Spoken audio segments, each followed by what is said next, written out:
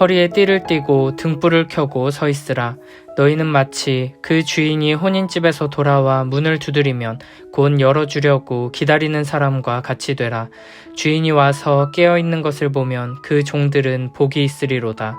내가 진실로 너희에게 이르노니 주인이 띠를 띠고 그 종들을 자리에 앉히고 나와 수종들리라. 주인이 혹 2경에나 혹 3경에 이르러서도 종들이 그같이 하고 있는 것을 보면 그 종들은 복이 있으리로다. 너희도 아는 바니 집주인이 만일 도둑이 어느 때에 이를 줄 알았더라면 그 집을 뚫지 못하게 하였으리라. 그러므로 너희도 준비하고 있으라. 생각하지 않은 때에 인자가 오리라 하시니라. 베드로가 여짜오되 주께서 이 비유를 우리에게 하심이니이까 모든 사람에게 하심이니이까. 주께서 이르시되 지혜 있고 진실한 청지기가 되어 주인에게 그 집 종들을 맡아 때를 따라 양식을 나누어 줄 자가 누구냐. 주인이 이를 때에 그 종이 그렇게 하는 것을 보면 그 종은 복이 있으리로다. 내가 참으로 너희에게 이르노니 주인이 그 모든 소유를 그에게 맡기리라. 만일 그 종이 마음에 생각하기를 주인이 더디오리라 하여 남녀 종들을 때리며 먹고 마시고 취하게 되면 생각하지 않은 날 알지 못하는 시각에 그 종의 주인이 이르러 엄히 때리고 신실하지 아니한 자의 받는 벌에 처하리니 주인의 뜻을 알고도 준비하지 아니하고 그 뜻대로 행하지 아니한 종은 많이 맞을 것이요 알지 못하고 맞을 일을 행한 종은 적게 맞으리라. 물은 많이 받은 자에게는 많이 요구할 것이요 많이 맡은 자에게는 많이 달라 할 것이니라. 예수님께서는 마지막 때에 예수님께서 다시 오실 것을 기다리는 자세에 대해 말씀하십니다. 35, 36절에서는 혼인집에 간 주인을 기다리는 종처럼 허리에 띠를 띠고 등불을 켜고 서 있으라고 말씀하십니다. 이 당시 이스라엘 사람들의 혼인잔치는 일주일 정도 계속되었고 길게는 열흘을 넘기기도 했습니다. 손님들은 잔치가 열리는 기간 동안 방문해서 충분히 머물며 함께 축하했습니다. 그래서 종들은 먼 곳에 있는 혼인집에 방문한 주인이 정확하게 언제 돌아올지 알 수 없었습니다. 만약 주인이 밤늦은 시간에 돌아왔을 때 집안에 있는 사람들이 모두 잠들어 있다면 주인은 집에 들어오지 못할 것입니다. 그래서 종들이 언제든 주인이 문을 두드리면 바로 열어줄 수 있도록 준비하고 있어야 하는 것입니다. 허리에 띠를 띠라는 것은 언제든 바로 일을 시작할 수 있게 준비한 상태로 기다리라는 것입니다. 등불을 켜두라는 것은 모두가 잠든 어두운 밤에도 깨어 있으라는 것입니다. 이렇게 준비된 상태로 기다리는 종은 주인이 언제 오든지 바로 문을 열어줄 수 있습니다. 이 시대에는 종이 이런 일을 감당하는 것이 너무나도 당연했습니다. 그런데 예수님의 이야기 속에서는 놀라운 일이 벌어집니다. 37, 38절에 주인이 2경에나 3경에 왔는데도 종들이 잠들지 않고 준비하고 기다리고 있는 모습을 보고는 주인이 띠를 띠고 그 종들을 자리에 앉히고 나와 수종을 든다고 말씀하십니다. 2경이나 3경은 히브리식으로 계산하면 밤 10시부터 새벽 6시까지고 로마식으로 하면 밤 9시부터 새벽 3시까지를 말합니다. 모두가 잠든 깜깜한 밤이나 새벽에 주인이 돌아왔다는 것입니다. 그런데 종들이 그 시간까지도 언제 올지 모르는 주인을 기다리며 준비하고 있었습니다. 일반적으로는 주인은 종들의 섬김을 받고 잠자리에 들 것이고 종들은 일을 마무리하고 나서야 쉴 수 있을 것입니다. 그런데 예수님의 이야기 속에 나오는 주인은 오히려 자기가 띠를 띠고 종들을 위해 일합니다. 주인을 섬기기 위해 기다린 종들을 오히려 주인이 섬기고 있는 것입니다. 예수님께서는 이 이야기를 통해 종말에 대해 말씀하십니다. 이 세상에는 마지막 날이 있을 것이고 예수님께서 다시 오시는 날, 재림하시는 그날이 온 세상의 마지막이 될 것입니다.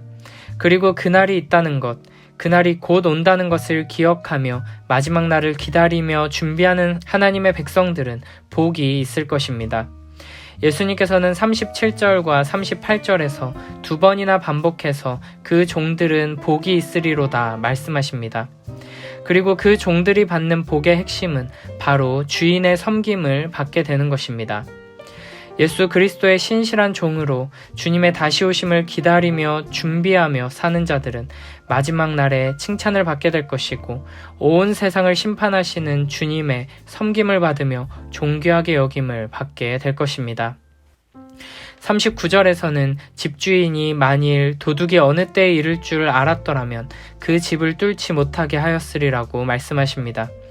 집주인에게 미리 말하고 시간에 맞춰 방문하는 도둑은 없다는 것입니다. 도둑은 대부분 모두가 자고 있을 때, 모두가 방심하고 있을 때 갑작스럽게 찾아옵니다. 이처럼 주님께서는 아무도 예상하지 못하는 그때에 오실 것입니다. 그래서 40절에서는 너희도 준비하고 있으라, 생각하지 않은 때에 인자가 오리라 말씀하십니다. 우리가 주님을 깨어서 기다린다는 것은 예수님이 다시 오실 것이라는 것을 기억하는 것이고, 하나님께서 우리를 지금 이 자리에 두시고 살아가게 하신 가장 중요한 목적이 바로 다시 오실 주님을 기다리며 준비하는 것임을 잊지 않고 살아가는 것입니다. 그래서 우리는 언제든 예수님께서 다시 오실 수 있다는 것을 기억하며 내가 무엇을 하며 살아야 할 것인지, 나의 삶에서 가장 중요한 것이 무엇인지, 오늘의 삶을 어떻게 살아야 할 것인지를 결정해야 하는 것입니다. 요한복음 14장 1절부터 3절에서는 이렇게 말씀하셨습니다. 너희는 마음에 근심하지 말아라. 하나님을 믿고 또 나를 믿어라. 내 아버지의 집에는 있을 곳이 많다. 그렇지 않다면 내가 너희가 있을 곳을 마련하러 간다고 너희에게 말했겠느냐. 나는 너희가 있을 곳을 마련하러 간다. 내가 가서 너희가 있을 곳을 마련하면 다시 와서 너희를 나에게로 데려다가 내가 있는 곳에 너희도 함께 있게 하겠다. 요한계시록 22장 12절에서는 이렇게 말씀하십니다. 보라, 내가 속히 오리니 내가 줄 상이 내게 있어 각 사람에게 그가 행한 대로 갚아주리라.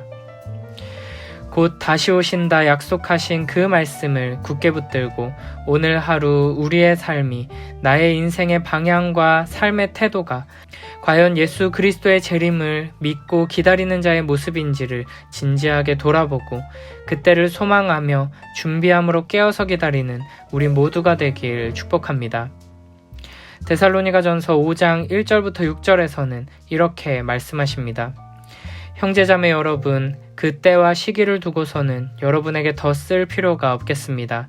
주님의 날이 밤에 도둑처럼 온다는 것을 여러분은 자세히 알고 있습니다.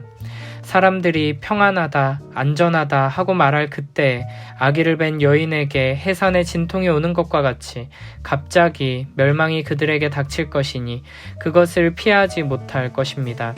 그러나 형제자매 여러분, 여러분은 어둠 속에 있지 아니하므로 그날이 여러분에게 도둑과 같이 덮치지는 않을 것입니다. 여러분은 모두의 빛의 자녀요, 낮의 자녀입니다. 우리는 밤이나 어둠에 속한 사람이 아닙니다. 그러므로 우리는 다른 사람들처럼 잠자지 말고 깨어 있으며 정신을 차립시다. 41절에서는 베드로가 예수님께 이렇게 질문합니다. 주께서 이 비유를 우리에게 하심이니이까 모든 사람에게 하심이니이까? 이 말씀이 모든 사람에게 해당하는 것인지 아니면 사도들에게 해당하는 것인지를 질문한 것입니다.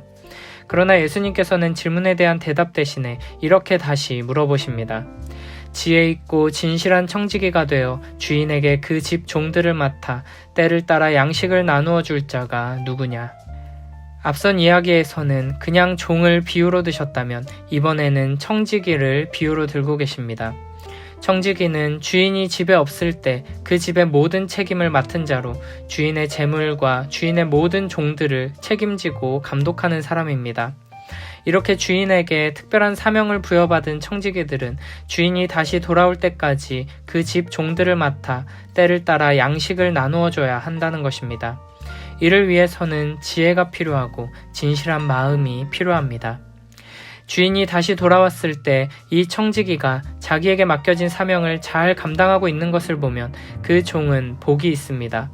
게다가 다시 돌아온 주인은 이제 그 종에게 모든 소유를 맡기게 됩니다.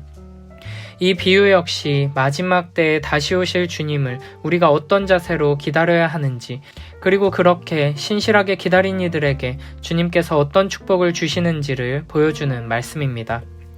여기서 청지기는 다른 모든 종들과 마찬가지로 주인의 종이지만 그 종들을 책임지고 먹이고 보호하는 임무를 맡은 자입니다. 결국 청지기는 교회의 지도자들, 직분자들을 지칭하는 것입니다. 무엇보다 때를 따라 양식을 나눠준다는 것은 성도들을 말씀으로 먹이는 사명을 의미합니다.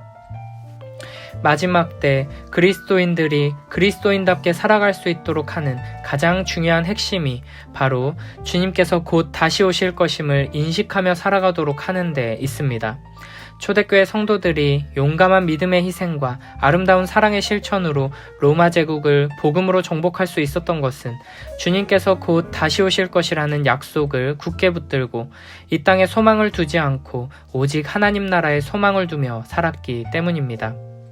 우리의 삶에 그리스도인됨의 영광이 제대로 드러나지 않고 우리의 믿음이 아무런 힘을 발휘하지 못하는 것처럼 보이는 원인이 바로 여기에 있습니다. 우리가 매일매일의 삶 속에서 예수 그리스도의 재림을 소망하고 기억하고 준비하며 살아간다면 우리의 삶은 달라지게 될 것입니다. 그리고 모든 성도들이 이와 같이 주님의 다시 오심을 기다리는 복되고 능력 있는 삶으로 자라가게 하기 위해서 가장 중요한 것이 바로 매일매일 하나님의 말씀을 먹이는 일입니다. 때를 따라 양식을 나눠주도록 책임을 맡은 자가 지혜 있고 진실하게 생명의 양식을 잘 공급한다면 그 청지기를 통해 양식을 먹고 자라는 모든 종들은 허리에 띠를 띠고 등불을 켜고 서서 주인을 기다리는 삶을 살게 될 것이고 결국 주님께서 다시 오셨을 때 영광과 축복을 얻게 될 것입니다. 그리고 주님의 청지기들과 종들은 결국 주님의 모든 소유를 상속받고 그 통치에 참여하는 영광을 누리게 될 것입니다. 그러나 모든 청지기들이 이렇게 지혜 있고 진실한 것은 아닙니다. 어리석고 악한 청지기들은 주인이 더디오리라 생각하며 남녀 종들을 때리며 먹고 마시고 취하게 됩니다. 하나님께서는 자기 집을 섬기라고 청지기를 세우신 것인데 자기가 마치 주인이 된 것인 양 군림하며 권력의 맛에 취해 주인을 잊어버리게 된 것입니다. 청지기가 먼저 주님이 다시 오실 것을 준비하며 기다리는 그 마음을 잃어버리자 다른 종들은 양식을 제대로 공급받지 못하고 준비하며 기다리는 복된 자리로 나아가지 못하게 되는 것입니다. 그러므로 우리는 청지기들의 교만과 게으름을 무엇보다도 주의하고 경계해야 합니다. 그 종들은 복이 있으리라는 축복의 선언을 듣기 위해서는 청지기가 먼저 깨어 지혜 있고 진실한 청지기가 되어 때를 따라 양식을 나눠주며 재림을 준비하고 기다리는 삶의 본을 보여야 하는 것입니다. 만약 청지기가 맡겨진 사명을 제대로 감당하지 않고 교만함과 악함으로 오히려 종들을 괴롭히고 방탕하게 지내면 생각하지 않은 날 알지 못하는 시각에 그 종의 주인이 이르러 엄히 때리고 신실하지 아니한 자의 받는 벌을 내리게 될 것입니다. 주인의 뜻을 알고도 준비하지 않고 그 뜻대로 행하지 않은 청지기는 많이 맞을 것입니다. 여기서 많이 맞는다는 것은 그저 크게 혼난다는 의미가 아닙니다. 원어로 보면 둘로 쪼갠다는 것입니다. 청지기의 자리에서 그 사명을 제대로 감당하지 못한 자에게는 무서운 심판이 내리게 될 것입니다. 그리고 알지 못하고 맞을 일을 행한 종에게도 심판이 내립니다. 물론 청지기에 비해서는 적게 맞겠지만 심판을 받는 것은 똑같습니다. 그러므로 악한 청지기로 인해 괴롭힘만 당하고 주님을 기다려야 하는지 몰랐습니다. 우리의 청지기는 때를 따라 양식을 나눠주지도 않았고 그저 먹고 마시기만 했습니다. 라고 하소연해도 소용이 없습니다. 주님 다시 오심을 준비하며 기다리지 않은 모든 이들에게는 무서운 심판이 임하게 될 것입니다. 어리석은 종들은 나는 잘못이 없고 나쁜 청지기 때문에 어쩔 수 없었다고 항변할지 모릅니다. 하지만 하나님께서는 결국 너희가 심판받게 되는 것은 너희의 완악함 때문이라고 말씀하십니다. 종들이 악하고 교만하고 게으른 청지기들 아래 있는 것은 사실 이미 그들 자신의 불신앙과 불순종으로 말미암아 하나님의 심판 아래 놓여 있다는 것을 의미하는 것입니다.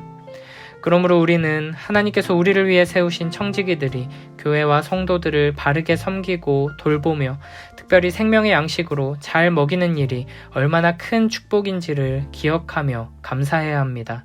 또한 이 일이 얼마나 중요한지를 항상 잊지 말아야 합니다. 무엇보다 많이 받은 자에게는 많이 요구하실 것이고 많이 맡은 자에게는 많이 달라고 하실 것입니다. 그러므로 주님께 많은 것을 받고 누리는 사람들, 많은 권한과 사역을 위임받아 맡은 자들은 더 큰 책임이 있고 더 큰 책임에는 대가가 따른다는 것을 항상 기억해야 합니다.